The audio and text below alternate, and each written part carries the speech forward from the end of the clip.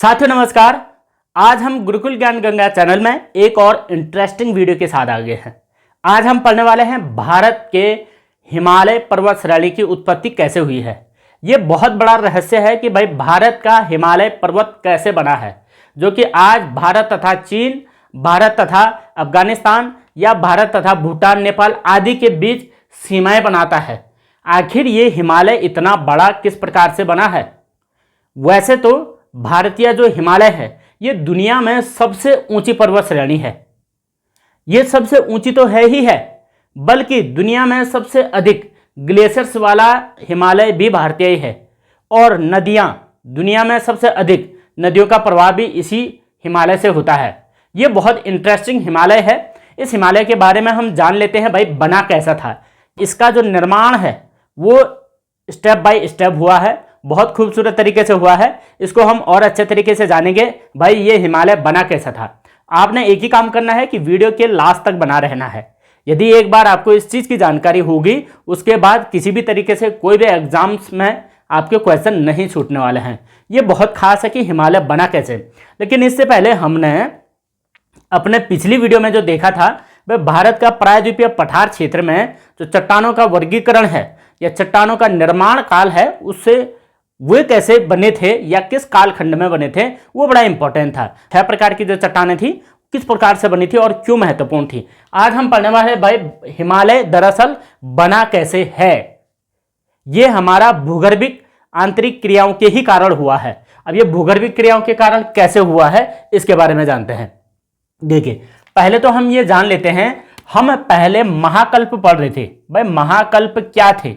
महाकल्प एक ऐसे कालखंड थे जिसमें पृथ्वी में कई प्रकार के निर्माण कार्य हुए हैं और इन महाकल्पों में ही हमारा प्रायद्वीपीय भारत की चट्टानें भी बनी थी। और इन्हीं महाकल्पों में से एक महाकल्प के बीच में जो है हिमालय पर्वत श्रेणी का निर्माण हुआ है। अब यह पर्वत श्रेणी का निर्माण हुआ है सीनोजोइक महाकल्प में। देखिए, सीनोजोइक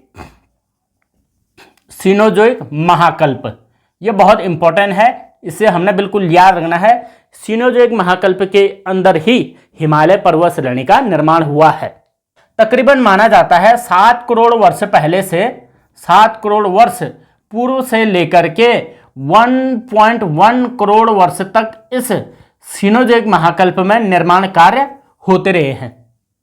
यह है 7 करोड़ वर्ष से लेकर के 1.1 करोड़ वर्ष तक इस सीनोजोइक महाकल्प में निर्माण कार्य हुई है। देखिए, अगर हम अध्ययन की दृष्टि से कहें तो हम इस सीनोजोइक महाकल्प को 2 भागों में बांट देते हैं। अब वो 2 भाग कौन कौन से होते हैं, तो 2 भाग कैसे हैं, हल्का फुल्का हम इन भागों को भी याद कर लेंगे। एक होता है टर्शियरी काल होता है, ये याद रखें, टर्शियरी काल, ये बड़ा खास है टर्शियरी काल। और दूसरा जो होता है वो होता है क्वाटरनरी काल।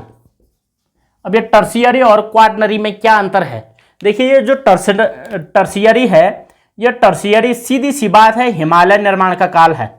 यहां पर हिमालय निर्माण हुआ था। और ये जो क्वाटरनरी काल है, इसमें हिमालय के बाद जो गंगा ब्रह्मपुत्र मैदान है, ब्रह्मपुत्र तथा तटीय मैदान बने थे। भारत के तटीय मैदान ये इस समय बना था क्वाटरनरी काल में, और ये टर्शियरी काल में बना था। अब ये टर्शियरी काल क्यों बांटा गया है एक्चुअल में? क्योंकि ये टाइम पीरियड बड़ा अलग अलग है। इसका निर्माण काल अलग है, इसका निर्माण काल अलग है। अब हिमालय का जो निर्माण है कैसे हुआ, किस प्रकार से हुआ? ये हुआ है यूरेशियन प्लेट। भाई विश्व में टोटल 7 महाप्लेटें हैं, उनमें से एक यूरेशियन प्लेट है तथा भारतीय जो उपमहाद्वीप है, उपमहाद्वीप, यूरेशियन प्लेट तथा भारतीय उपमहाद्वीप में टकराव हो गया, टकराव हुआ। और यह टकराव का जो समय काल बताया गया है वो लगभग 7 करोड़ वर्ष के आसपास बताया गया है सीनोजोइक महाकल्प में। अब ये जैसे ही इन दोनों में टकराव हुआ तो दोनों के बीच में जो है संपीड़न हुआ, संपीड़न बल के कारण दोनों के मध्य, देखिए दोनों के मध्य एक क्रिया हुई, वो हुआ वलन। वलन क्रिया हुई। और इसी प्रकार से आज हमारा जो हिमालय है वो इस प्रकार से वलयाकार है। ये भी एक क्वेश्चन है, हमारे हिमालय का आकार किस प्रकार है? वलयाकार। वलयाकार का मतलब है मोड़दार, फ्लैक्सिबल, इस तरीके से, जिस प्रकार से सांप होता है, सर्पिलाकार टाइप आप समझ सकते हैं, लेकिन वलयाकार इसे कहेंगे, मोड़दार इसे कहेंगे। तो दुनिया में वलयाकार और मोड़दार चट्टानें जो है या पर्वत श्रेणी जो है भारत का है, जिसका नाम है हिमालय।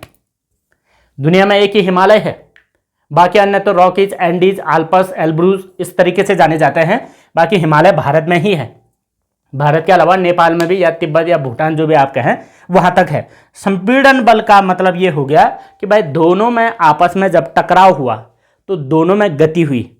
अब वो गति के कारण क्या हुआ? हलचल होने लगी और ये बीच का जो भाग था वो ऊपर उठ गया।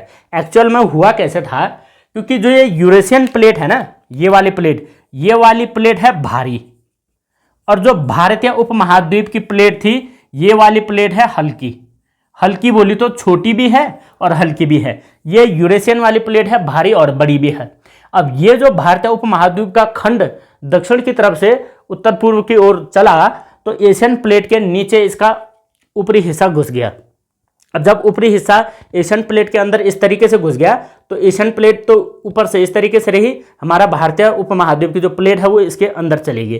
तो बीच में जो ये था ये वाला भाग ऊपर उठ गया और वहां पर हिमालय निर्माण हो गया। तो अभी भी जैसा हम देखते हैं भाई, आप चीन और भारत में अंतर देखिए किस प्रकार से है। चीन का भूखंड इस प्रकार से है, ज़्यादा उथला हुआ नहीं है, और यहाँ से हमारे फिर सीधा पर्वत चोटियाँ लग जाती है इस तरीके से। भारत का हिस्सा इस तरफ आता है और चीन इस तरफ आता है। चीन की तरफ क्या है? पठारिया मैदान है ना, पठारिया मैदान या ऊंचाई पर अधिक है। भारत क्या है? इस तरीके से जिगजैग है, यानी बहुत खाई और बहुत गार्ज वाला क्षेत्र है ये हिमालय। तो इसके पीछे का कारण यही हुआ, हमारा जो टुकड़ा था ये टुकड़ा चीन वाला यानी जो एशिया वाला प्लेट था उसके अंदर घुस गया, तो हमारे वाले प्लेट में उबड़ खाबड़ ज़्यादा आ गई। इसलिए अभी भी ये कहा जाता है जो भारतीय उपमहाद्वीपीय प्लेट है ये अभी भी एशियन प्लेट के अंदर घुस रही है, यानी इसमें जो गति का कार्य है वो अभी भी चल ही रहा है। इसी कारण से कभी कभार आपने ये भी सुना होगा भाई, जो भारतीय पर्वत चोटियाँ हैं या एवरेस्ट पर्वत चोटी है इसकी अभी तक हाइट बढ़ रही है।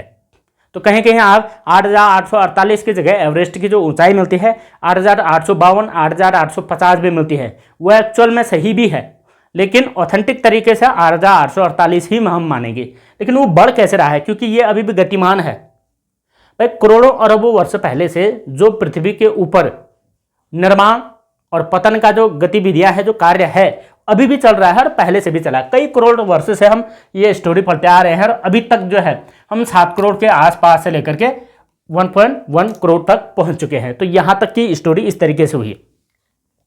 तो इसके बाद एक इंपॉर्टेंट बात और आती है इसी टर्शियरी में। टर्शियरी के लास्ट में हिमयुग भी आते हैं, इसे भी हम पढ़ेंगे भाई हिमयुग कैसे हुए और कितने हिमयुग आए हैं, उन हिमयुग के नाम क्या हैं। ये जनरली हर एग्जाम में पूछा जाता है। बिल्कुल ध्यान देने वाली बात है भाई, जब हम पढ़ेंगे सीखेंगे तभी तो आगे बढ़ेंगे। तो डीपली पढ़ना है, यानी छोटी छोटी चीज़ें पढ़ना है, पूरा का पूरा क्लियर याद कर लेना है। एक बार अगर हमने कंप्लीट याद कर लिया तो हमारे ऊपर भी पेपर देने में कॉन्फिडेंस बना रहेगा। यदि याद नहीं करेंगे भाई तो फिर ऐसे होगा डगमग। इतनी बात हम समझ गए हिमालय कैसे बना। अब देखिए यहाँ से आगे की बात क्या करते हैं। देखो हिमालय में और इंटरेस्टिंग बात आती है, इस पर तो हम लास्ट में बात करेंगे। क्वार्नरी कैसे क्या हुआ इस पर लास्ट में बात करेंगे। अब सिनोजॉइक के ही अंदर देखिए क्या क्या हुआ है। अच्छा, एक चित्र बनाते हैं हम, उसमें काफ़ी कुछ हम सीख लेंगे। चित्र देखिए कैसे, यहाँ से हम बनाते हैं एक तिब्बत वाला क्षेत्र बनाते हैं, तिब्बत वाला क्षेत्र। उसके बाद यहाँ से ऊबड़ खाबड़ में आ जाएंगे और यहाँ से इस तरीके से घाटी बना देंगे। ये बन गया जी महान हिमालय। फिर ये बन जाता है मध्य हिमालय, ये मध्य हिमालय वाला क्षेत्र बन जाता है। यहाँ से हम आगे जी शिवालिक में, फिर यहाँ से मैदान। अब ये वाला जो हिस्सा होता है ये जनरली जो होता है इसे हम कहते हैं ट्रांस हिमालय। याद रखें बहुत इंपॉर्टेंट है, ट्रांस हिमालय हो जाता है। इसे हम महान हिमालय कहते हैं, महान हिमालय, महान हिमालय कहते हैं। ये वाला जो भाग हो गया ये मध्य या लघु हिमालय हो गया है, लघु हिमालय हो गया है। उसके बाद हो जाता है शिवालिक, शिवालिक। उसके बाद हमारा पठारी भाग आ जाता है, पठार। उसके बाद आ जाता है मैदान, मैदान चाहे गंगा यमुना का मैदान हो या तटीय मैदान हो, तटीय, दोनों प्रकार के मैदान हम समझ लेते हैं। ये वाला हिस्सा हुआ था पठार और शिवालिक और मध्य या लघु हिमालय, महान हिमालय और ट्रांस हिमालय। सबसे पहले हम बात करते हैं ये वाला जो समय था, ये समय था लगभग 7 करोड़ वर्ष का समय था। अब ये जो ट्रांस हिमालय है, ये ट्रांस हिमालय एक्चुअल में पहले से था। जब भारतीय प्लेट ये इस तरीके से टकरा रही है इस ट्रांस हिमालय पर, तो 7 करोड़ के आसपास यहाँ पर एक समय था जिसको कहते हैं प्लायोसीन काल। ठीक, तो ये वाला जो समय था प्लायोसीन, याद रखें प्लायोसीन काल। और प्लायोसीन काल में ही कहते हैं कि भाई जो टेथिस सागर था, टेथिस सागर में गतिविधियां होने लगी हिमालय निर्माण की। अब वो गतिविधियां कैसी थी? संकुचन होने लग गया था, संकुचन का मतलब है आपस में नजदीक आने लगी थी कुछ प्लेटें या कुछ भाग। तो जब टेथिस सागर में संकुचन हुआ तो ये हमारा प्रायद्वीपीय भारत और एशिया वाला जो प्लेट है ये आपस में नजदीकियां बढ़ाने लग गए थे, संकुचन, क्योंकि गति हो रही थी हमारी प्लेट और हमारी प्लेट में ही हो रही थी, एशियन प्लेट में नहीं हो रही थी। एशियन प्लेट तो स्थिर था। उसके बाद जैसे ही संकुचन हुआ तो कुछ साल बाद जो है यहाँ पर हमको एक सीमा देखने को मिल जाती है, यहाँ पर, यानी ट्रांस हिमालय तथा महान हिमालय के बीच में एक सीमा क्षेत्र का निर्माण हो जाता है। यानी महान हिमालय वाला हिस्सा अलग था, इससे थोड़ा सा डिफरेंट था। डिफरेंट कैसे? इसकी ऊंचाई भी ज़्यादा थी, इसके चट्टानों का प्रकार भी दूसरा था, ये वाला दूसरा है, इसकी हाइट थोड़ा कम है। तो ये वाला जो क्षेत्र बनता है उसको कहते हैं ITSZ कहते हैं। अब ये वाला हमेशा याद रखिएगा भाई, ट्रांस हिमालय और महान हिमालय के बीच में जो सीमा क्षेत्र है उसको ITSZ क्यों कहते हैं? IT का मतलब है Indo Tsangpo suture zone, Indo Tsangpo suture zone, ITSZ। तो ये नहीं, आप ये समझ सकते हैं भाई 7 करोड़ वर्ष के आसपास ये ITSZ सीमा क्षेत्र बनी। इंडो सांगपो सचर जोन का मतलब है सिंध ब्रह्मपुत्र सचर जोन। तो सिंध ब्रह्मपुत्र सचर जोन जो है इस समय बना है। अब ये सचर जोन एक्चुअल में बना कैसे है? जो ट्रांस हिमालय था, ट्रांस हिमालय से ऑलरेडी कुछ नदियां पहले से बहती थी। अब देखिए कौन सी नदियां बहती थी? ट्रांस हिमालय से ही, जिसको कि पूर्ववर्ती नदियां कहते हैं। पूर्ववर्ती नदियां आज भी भारत में प्रवाहित होती है। वो जो नदियां पहले से यहाँ से बहती थी उनका नाम था, जैसे हम ब्रह्मपुत्र कहते हैं, ब्रह्मपुत्र थी और सिंधु थी और एक और है सतलज। ये 3 नदियां जो है पहले से यहाँ बहती थी ट्रांस हिमालय में। जब हमारा हिमालय इससे टकराया, तो टकराया का मतलब एक दिन धमाका नहीं हुआ, बल्कि कई लाखों वर्ष लगे, करोड़ों वर्ष, धीरे धीरे करके ये गति हुई और आरामदायक तरीके से हिमालय का निर्माण हुआ।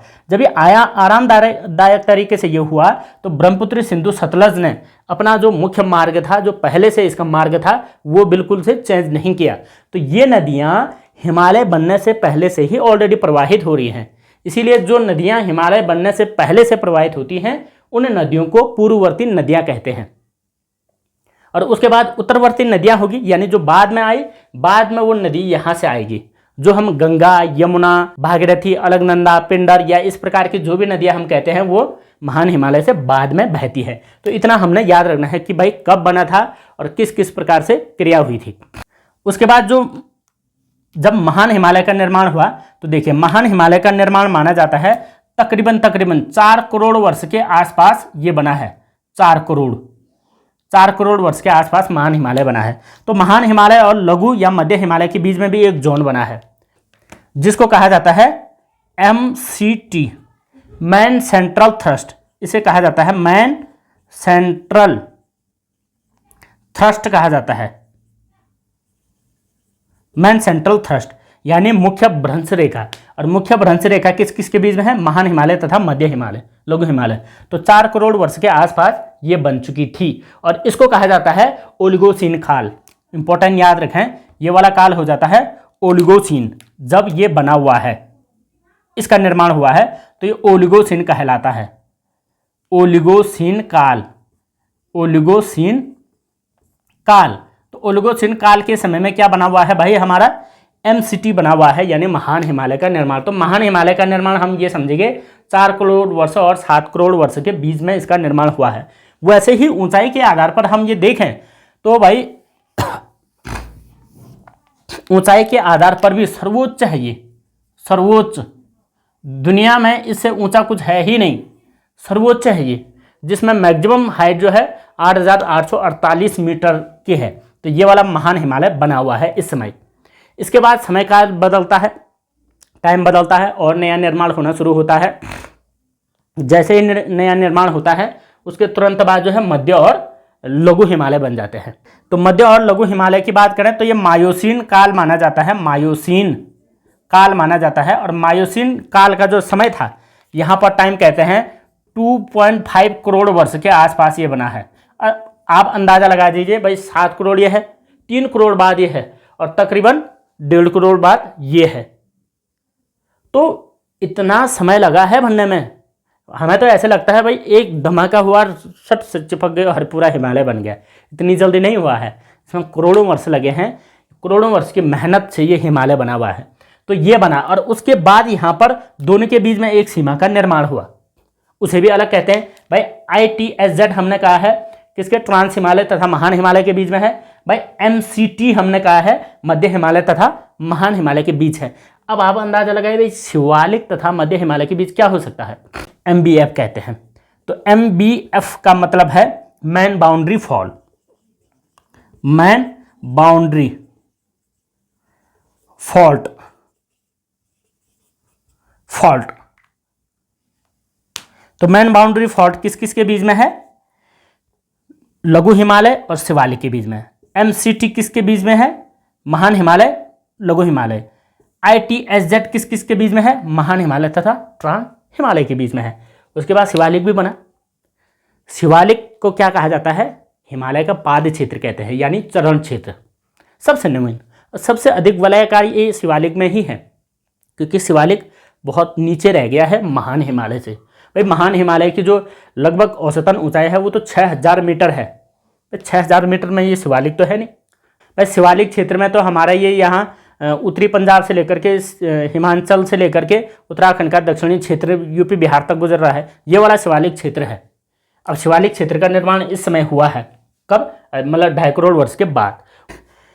इसके बाद बोला जाता है इसको प्लायोसीन, प्लायोसीन काल, प्लायोसीन काल। तो इसका जो समय काल आता है भाई, समय काल आता है 1.1 करोड़ वर्ष के आसपास शिवालिक बनता है। और यही सबसे नवीन मोड़दार श्रेणी यही है, इसी को कहते हैं सबसे नवीन मोड़दार श्रेणी, नवीन मोड़दार श्रेणी यही है, सबसे नई, सबसे नया यही बना। उसके बाद पठारी क्षेत्र बना है, और शिवालिक तथा इसके बीच में भी एक सीमा क्षेत्र है जिसको कहा जाता है भाई HFF, याद रखें HFF कहते हैं। तो इसका मतलब है हिमालयन फ्रंटियल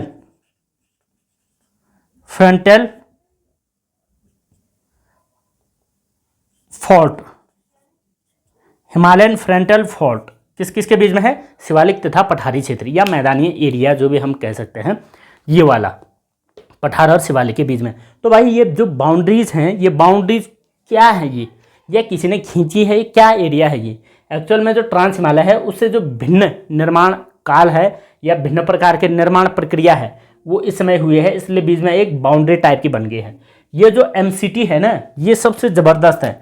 MCT एक ऐसा एरिया है, इसी एरिया के आसपास से भूकंप जोन बहुत ज़्यादा पाए जाते हैं, क्योंकि ये वाला जो जोन है, यही वाला एरिया एक्चुअल में हमारा ये ट्रांस हिमालय क्षेत्र से यानी एशियन प्लेट से टकराया हुआ भाग का जो मुख्य भ्रंश है, वो मुख्य भ्रंश यही है। और इसी मुख्य भ्रंश में ही भूकंप के ज़्यादा खतरे रहते हैं, यानी जो जोन 5 है हमारा, जोन 5 इसी एरिया में आता है। भूकंप का सबसे खतरनाक जोन जो होता है, यानी हमारा चमोली से लेकर के या अब चमोली से उत्तरकाशी से लेकर के यहाँ से पिथौरागढ़ नेपाल तक का जो क्षेत्र आता है वो इसी क्षेत्र में आता है, सबसे डेंजर जोन में भूकंप एरिया का, क्योंकि ये असली टच यही है। तो हमने ये याद रखना है, हिमालय का निर्माण इस प्रकार से हुआ है और इतने टाइम पीरियड में हुआ है। और ये जो बाउंड्रीज है, SFF है, MBF है, MCT है, ITSZ है, ये बहुत बार पूछा जाता है, एक बार नहीं, 1000 बार नहीं, लाखों बार पूछा गया है क्वेश्चन। और हम ज़्यादातर जो है चांस ये होता है इन्हीं को गलत करके आ जाते हैं भाई। क्यों? क्योंकि शायद से हम लोग को ये क्लियर याद नहीं हो पाते हैं। जब इस प्रकार से हम चित्र तैयार करेंगे भाई, चित्र में पढ़ेंगे तब जा करके ना याद होगा। याद करने का तरीका यही है, यदि आप भूगोल पढ़ रहे हैं, विदाउट चित्र के कभी भी भूगोल मत पढ़िए। कोई स्टोरी नहीं है, इतिहास को आप काल्पनिक राजा रानी मान करके या काल्पनिक तथ्य मान करके याद कर सकते हैं, बट भूगोल जो है बिना मैपिंग बिना चित्र के नहीं हो सकता है। तो इतना हम याद रख सकते हैं, बहुत बेहतर है, याद रखने में कोई कठिनाई नहीं है, आसान सा है, बस एक बार चित्र बना लेना है, दिमाग में बैठा लेना है, इसके अलावा कुछ भी नहीं है। अब इससे ये लगता है कि अभी भी जो है हिमालय निर्माण की प्रक्रिया चल रही है।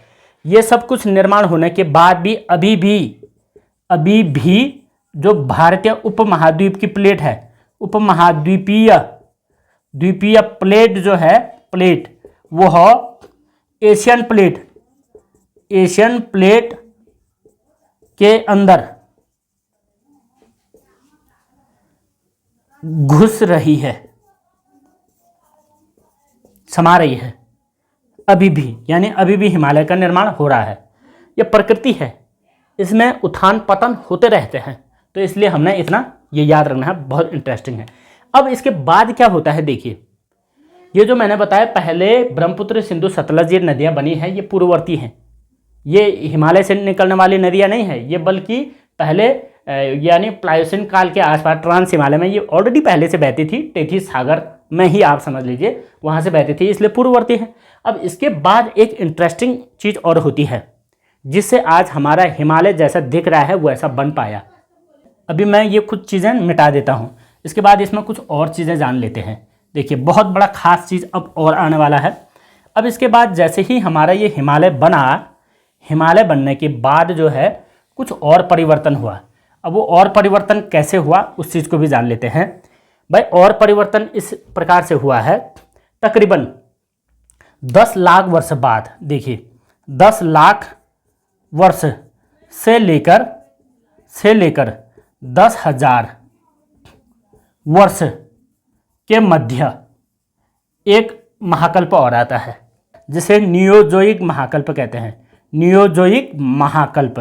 अब ये जो नियोजोइक महाकल्प हुआ ना, इस नियोजोइक महाकल्प में ही 4 बार हिमयुग आए हैं, 4 बार हिमयुग आए हैं, हिमयुग आए हैं। एक्चुअल में हुआ कैसे, जब हिमालय का निर्माण हो गया तो पृथ्वी में तापमान जो है काफ़ी गिर गया था। तापमान इतना ज़्यादा गिर गया, इतना ज़्यादा गिरा कि संपूर्ण पृथ्वी जो है बर्फ़ से ढक गई। इसके प्रमाण मिले हैं हुआ भाई, अंटार्कटिका में या और जगह ग्लेशियर, प्राचीन ग्लेशियर्स में इनके प्रमाण मिले हुए हैं। तो वैज्ञानिकों ने ये खोज दिया कि 4 बार जो है हमारा भारत हो चाहे विश्व का पूरा ग्लोब जो है हिमयुग में दबा रहा। और वो 4 प्रकार के हिमयुग थे, 4 प्रकार के हिमयुगों के नाम भी है। एक नाम है गुंज, दूसरे का नाम है मिंडेल, तीसरे का नाम है रिस, चौथे का नाम है बुर्म। 1, 2, 3, 4 या सबसे प्राचीन जो हिमयुग है उसका नाम है गुंज, फिर मिंडेल, फिर रिस, फिर बुर्म। अब इन 4 प्रकार के हिमयुगों के कारण ही ये जो हिमालय है, महान हिमालय या मध्य हिमालय या ट्रांस हिमालय, ये वाले एरिया में, ये जो एरिया है ये वाले एरिया में बर्फ जम गई। तो यहाँ पर बर्फ आने के पीछे का कारण क्या था, बर्फ जमने का कारण क्या था, जमने का कारण, उसके पीछे का कारण थे ये 4 हिमयुग, 1, 2, 3, 4। ये तकरीबन समय बताया मैंने कब, 10 लाख से लेकर के 10,000 वर्ष पहले तक की कहानी में यहाँ पर बर्फ जमा रहा। अब जब यहाँ बर्फ जम गया तो बर्फ जमने से हुआ क्या, इस क्षेत्र में भाई ग्लेशियर बने, ग्लेशियर बने और उसी समय हिमालय का नया नया निर्माण हुआ था। ग्लेशियर बने तो ग्लेशियर से नदियाँ बनी, क्योंकि एक समय बाद 4 हिमयुग के बाद पृथ्वी का पुनः से तापमान में वृद्धि हो गया, यानी सूर्य की किरणें डायरेक्ट पृथ्वी पर पड़ने लगी और जैसे ही तापमान वृद्धि हुआ तो फिर ग्लेशियर पिघलने लग गए और ग्लेशियर पिघले तो नदियां बनी और उन नदियों द्वारा इन हिमालय से जितना भी नव निर्माण का जितना भी पत्थर या अवसाद था, जितने भी बने थे, वो अवसाद बह करके पूरे के पूरे इन घाटी क्षेत्रों में आ गए। और जैसे ही अवसाद बह करके घाटी क्षेत्रों में आए, उसके बाद घाटी क्षेत्रों में नियोजोइक महाकल्प के बाद यानी 10,000 वर्ष के बाद ये वाला क्षेत्र निर्माण हो गया जिसका नाम है मैदान। किस कारण से मैदान बने हैं? ये जो नियोजोइक महाकल्प के आसपास जो है 4 बार हिमयुग आए और 4 बार हिमयुग आने के बाद 10,000 वर्ष के आसपास पृथ्वी का तापमान फिर बढ़ा और उस तापमान बढ़ने से यहाँ हिमालय क्षेत्र का जितना भी मलबा था वो मलबा आकर के मैदानी क्षेत्र में घुस गए या घाटी क्षेत्र में, और आज वो जो है समतल मैदान बन गई। तो ये स्टेप बाय स्टेप ये प्रक्रिया हुई है, तब जाकर के हिमालय आज हमें इस स्वरूप में दिखते हैं। अदरवाइज अगर हिमयुग नहीं होते तो आज हिमालय खाली होता। हिमालय में किसी भी प्रकार का बर्फ नहीं होना था। भाई बर्फ कैसे जमी?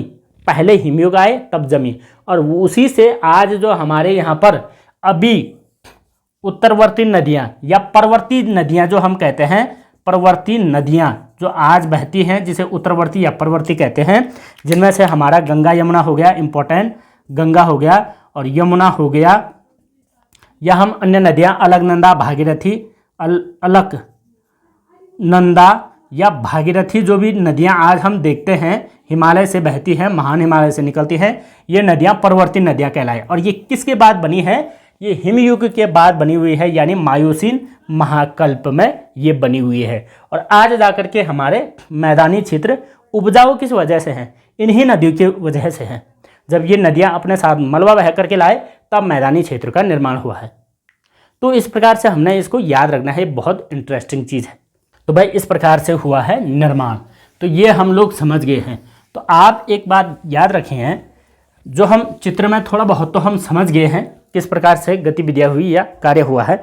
तो सबसे पहले अगर हम ट्रांस की बात करें तो ट्रांस हिमालय क्या है? एक ऐसा हिमालय है जो कि महान हिमालय के पार वाला क्षेत्र है। ट्रांस का मतलब है हिमालय क्षेत्र से पार दिखने वाला क्षेत्र। तो ट्रांस हिमालय सबसे पहले बना है, फिर महान हिमालय बना है, फिर मध्य या लघु बना है, लघु बना हुआ है, उसके बाद शिवालिक बना हुआ है, शिवालिक, और ये ऊंचाई के हिसाब से भी हैं। फिर ये लगा लो पठार बने हुए हैं, फिर मैदान बना हुआ है। और मैदानों का जो निर्माण काल है वो आप अंदाज़ा लगाइए, मैंने अभी बताया लगभग 10,000 वर्ष के आसपास से मैदान बने हुए हैं। अब ये मैदान आज जो बने हुए हैं ये सबसे उपजाऊ है, उपजाऊ। और इसी समय में जब क्वाटरनरी काल आया था, वो मैंने वहाँ पर बात करी थी, क्वाटरनरी काल जो आया था, तो क्वाटरनरी काल में पृथ्वी का तापमान बढ़ा, पृथ्वी का तापमान वृद्धि हुई, और पृथ्वी के तापमान वृद्धि होने के कारण ही आज का मनुष्य जीवन भी सफल हो पाया है। यानी आज वर्तमान जो जनजीवन है, वर्तमान जनजीवन, वही वर्तमान जनजीवन तकरीबन 10,000 वर्ष पहले से विकसित हुआ है, वर्तमान का जनजीवन। अदरवाइज मानव का जो पशु स्वरूप मिला था, वो पशु स्वरूप तो तकरीबन 2 करोड़ वर्ष पहले मिल गया था, 2 करोड़ वर्ष। तो भाई 2 करोड़ नहीं 2.5 करोड़, तो 2.5 करोड़ वर्ष तो पशु स्वरूप मिल गया था। लेकिन वर्तमान जो मनुष्य है वो 10,000 वर्ष पहले से ही लगभग विकसित हुआ है, जो कि ये हमारा अनुकूल वातावरण बनने तक हम अपना अस्तित्व ठीक से नहीं बना पाए थे। तो क्वाटरनरी काल में फिर पृथ्वी का तापमान बढ़ने के कारण क्या हुआ था? भाई ग्लेशियर पिघले, जो कि हिमयुग में आए थे। ग्लेशियर पिघले और ग्लेशियर के कारण हमारे मैदानी क्षेत्र में क्या आ गया? मलबा आ गया। मलबा का मतलब जो हिमालय बनते समय जो टुकड़े वगैरह होंगे, जितने भी मलबा बना होगा हिमालय का, वो मलबा बह करके आ गया जी मैदानों में। और आज ये मैदान हम 2 तरीके से जानते हैं। ये मैदान एक होता है बांगर मैदान होता है, और एक होता है आज खादर मैदान। खादर और बांगर में क्या अंतर है? देखिए, जो बांगर मैदान होता है ये होता है ओल्ड, ये होता है न्यू, यानी नदी द्वारा लाए गए जो प्राचीन मिट्टी होती है वो बांगर कहलाती है और खादर वो कहलाती है जो नई होती है। इसका मतलब क्या है, नई वाले और ज़्यादा उपजाऊ होते हैं ये बांगर की अपेक्षा। बांगर नदी तट से काफ़ी दूर होते हैं, ये नदी के आसपास होते हैं। तो इस प्रकार से नदियाँ भी बनी हैं हिमालय से ही, और जो आज सदाबहार नदियाँ हमारी बहती हैं वो ग्लेशियर से ही बहती हैं। तो आपने ये भी सुना होगा भाई, वैज्ञानिक बहुत चिंतित हैं कि हिमालय के ग्लेशियर तेज़ी से पिघल रहे हैं। इसके पीछे कारण क्या है, ग्लोबल वार्मिंग ज़्यादा हो रही है।